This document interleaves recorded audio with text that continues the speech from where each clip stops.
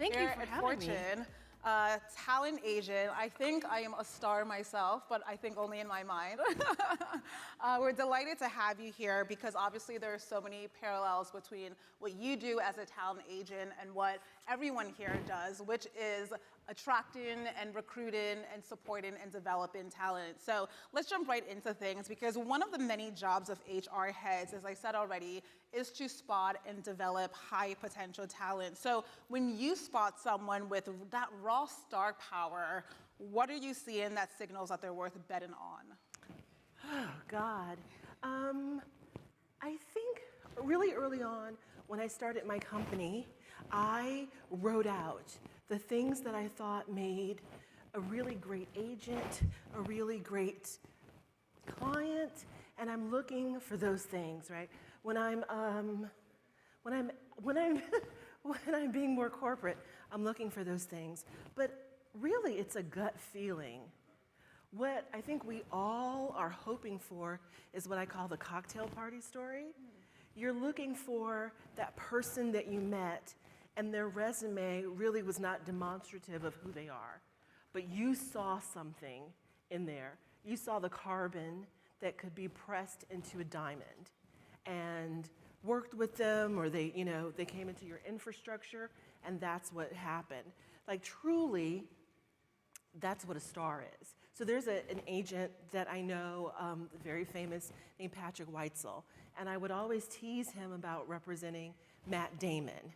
Like Matt Damon is a good-looking, straight, white Harvard grad. Like, oh, it was so hard to tell he was gonna do well. Oh, who knew that Matt Damon would make money?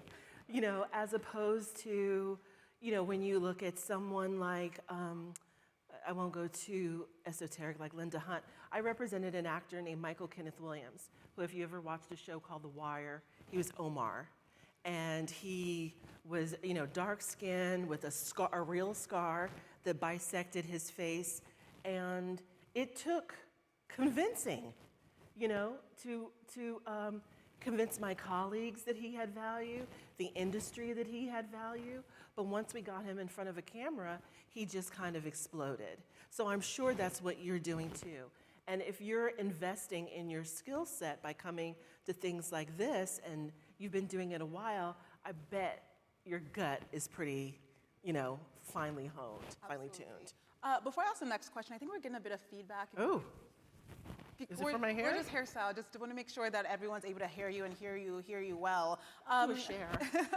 do a hair flip. There we go. When you are reaching out to talent or signing talent, I'm sure that they're getting a number of shiny offers from other talent agents. What do you think? Why do you think they come to you? What do you think? What is it about you and what you represent that attracts them? Can't you see how fabulous I am? Must you explain? Must I explain?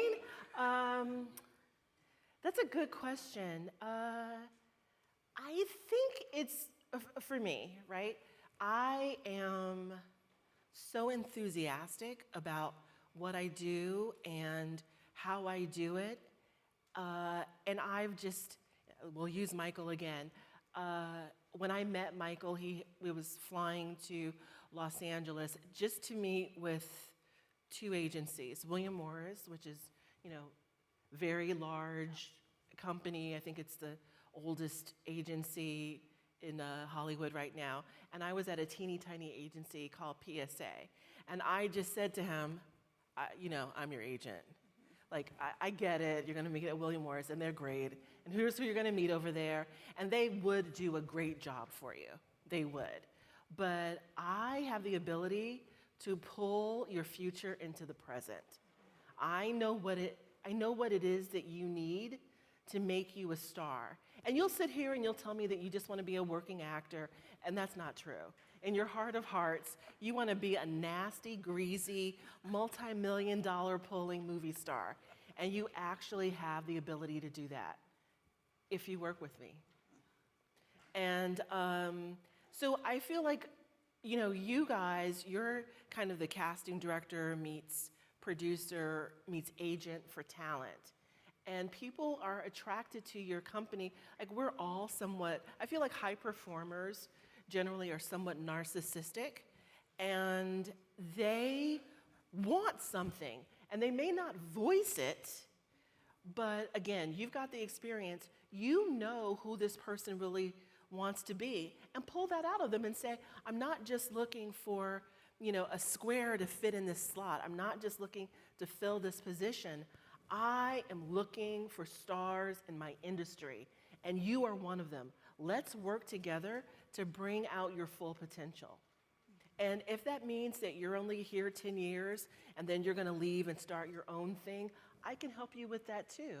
But for now, and I think when people see that you are really a cheerleader and you see who they really are, they plug into that and you're off to the races. Let's decode that it factor. Is it born or is it made? I don't know. That's a good, I don't know. But my dad had an expression called, you can't teach height. Right? And we've all met someone who's impossibly, charismatic. And I've identified kind of things that have happened in actors' lives. Like if you look, if you write down 3 of your favorite actors, and then you look at their history, you will generally find none of them come from like perfect, all-American kind of families. They have a lot of drama in their past, and they are looking to, correct something over and over again in their life. So, do the work to find out what are the high performers, what's the background of the high performers in your industry. Yeah. I'm sure that you often spot greatness before the person has a proven track record. How do you convince skeptical stakeholders, whether it's studio execs, or I guess in everyone's case here, business leaders, the teams you're hiring for, to take a chance on talent that hasn't yet really proven itself? It doesn't have that track record yet. Well, I have the track record. So if they don't, the reason they put me in the position is because I'm a good handicapper, right?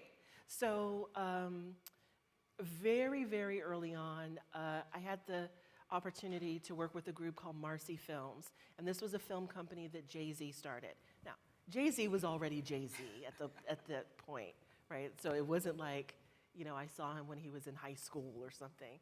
But I was going around Hollywood and, saying, oh, we got Jay-Z, and everybody, the first thing that they thought is, oh, great, I have this project, and we'll put Jay-Z in the project, and and I said, let me tell you, Jay-Z cannot act.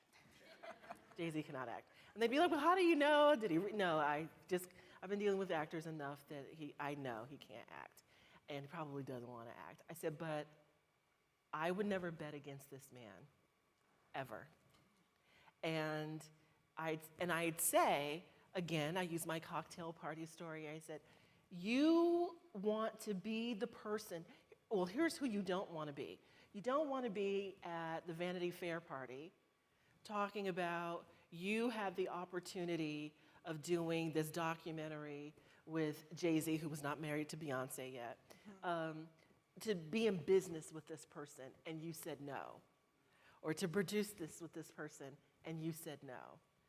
And I just convinced people that, in Hollywood, that he was more than, a multi-platinum rapper, that he was, I'm not going to quote his lyrics, but, that he was a businessman, right? That you should feel lucky to have access to. You're going to be telling that story one day. And here's another story. So one of my clients and good friends, she owned a management company called Violator, and one of her clients was a young Curtis Jackson, 50 Cent. So I talked to 50, so I was like, not really repping him, but kind of repping him, and I spoke to 50. His album hadn't come out yet, and I was calling around different casting directors. I've got this, young rapper, I really believe in him, and do you have time to sit down with him? And no one in Hollywood was interested in meeting him, and except one show. Sabrina the Teenage Wolf. I mean, teenage witch. So he went in and he met the casting director for Sabrina the Teenage Witch. And the casting director later called me and said, that was the most charming man I've ever met in my life. Like, he had on some, big chain, but he came in and he was like super nice to the ladies and he put the chain on them and they took, these are like, 50-year-old white women that live in the valley. So, they took pictures with them and he told everybody his story about how, he'd been a drug dealer and then he'd been shot so many times and there was a bullet still in his jaw and how he had to teach himself to talk again and people were just captivated, by him. And I said to folks, okay, so his album is going to come out in February and life will never be the same and you'll be telling your grandkids that you hung out with 50 Cent, which is exactly what happened. And then when I have those stories, the next time I call about someone, they get in with no question, right? Yeah. And again, I think that's what you have to do in your infrastructure. You said that high performers, top performers are a bit narcissistic. Certainly in the corporate world, sometimes the top performers can also be the most difficult. So how do you manage brilliance but difficult and challenging personalities, oftentimes very ego-driven? You know what? I look to sports, and I'm not like a big sports person, but I look at what it takes to command respect from someone like Michael Jordan. Like if you're Michael Jordan's coach, you still have to coach. You can't just say, okay, we're playing today and give the ball to Michael. All right, break, right? You still have however many other people on the team. So that goes into my relationship with the talent. I gotta have some idea of who they really are and what they really want. And it's never as simple as more money, a title. There's something else that makes them tick. There's somewhere else that they want to go. And you pivot them. You continue to pivot them. You're going to tell them, and the way to success is a team. And it's true. Nobody gets anywhere alone. Michael Jordan, arguably the best basketball player in the history of the game. But if Scottie Pippen wasn't on that team, if what's the other guy with the hair? Yeah, thank you. Dennis Rodman wasn't doing his thing, and I don't know who else was on the team. I know the coach. I was going to say the coach's name, Phil something, right? Yeah. Okay. Oh, this is very interactive. Right? So if there wasn't that alignment, Michael Jordan would still be Michael Jordan. He'd still be amazing. But with that team, he's unbeatable. He's like kryptonite to every other team in the league. So when you have your Superman or your Superwoman, you're telling them, I'm building the Avengers around you, right? You might be Superman, but even Superman has kryptonite. So we need a Wonder Woman who can lasso that kryptonite and get it away from you. We need, Batman. No, not Batman, he's DC. What's the other, Ben Affleck? Oh, he's Batman. Yeah. He is Batman. Batman. Okay. So you need him who can afford everything. I feel like the Avengers would all be on welfare if it wasn't for Batman. But right, you need that team. And part of what you're going to do for this person is build a team around them so that they can be at their best. They can be a success. And you tell them, okay, so here's what's going to happen. I'm going to start you in this department, and you're going to hate it because this person is head of the department, and they are micromanaging, and you can come in here and bitch and complain, but you're staying on this team. You're staying on this team for 3 years. Why? Because after 3 years, this is what it's going to look like on your resume, and blah, blah, blah. And then I'm going to promote you to this position, and here's what you're going to learn here. Whatever it is that they want, you're going to kind of roadmap for them how you can get them to the position that they want to get to. And when you tell them what's going to happen and how it's going to happen, when you have another company that comes in and tries to steal that key employee, that person is going to say, Tracy told me that was going to happen. She said after I got that series regular on the TV show that CAA was going to call me. And if I was stupid or if I just want the fast money, that I could go there. But if I want this thing that nobody knows about, I'm gonna play this out. And I can't tell you how many of those stupid dinners I've gone to. Like the client comes in, they're like, well, hey, ICM. Yeah, but I told you ICM was gonna, yeah, you did. I'm just calling, we're having dinner because I wanted you to know that it's happening and I'm not going anywhere, but I'm gonna stick with you, Tracy. But if such and such doesn't happen in 2 years, like you said, shut up and eat your meatballs. I want to quickly jump here and take one audience question. We do have mic runners. Any questions from the audience? Raise your hand and the mic runner will come to you. Anyone? All right, I'll end with this question because— Oh, it's over? Oh. No, because to your point, especially as they become more popular, they rise and acquire more star power. I'm sure that there are other agents who are looking at them, reaching out, sliding in the DMs, as Gen Z calls it. So how do you kind of establish that loyalty and build retention with your clients? To me, one, it's all about that pivot. Usually, people will act, as like I said, especially your high performers, they're going to act in their own self-interest. And if you can show them that you know how to get where they want to go, that you have that roadmap, people will normally act in their own self-interest, which means to stay with you.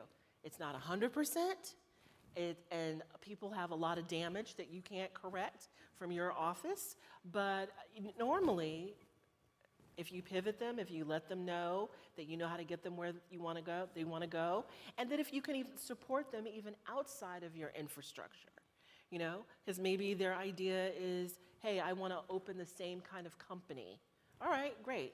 So you're not the person who's going to work for the company for 30 years, get a gold ring, and retire. That's fine too. But I need you in this position for 3 years. And if you give me that 3 years, I'll introduce you to such and such and such, or I'll help you attain that dream.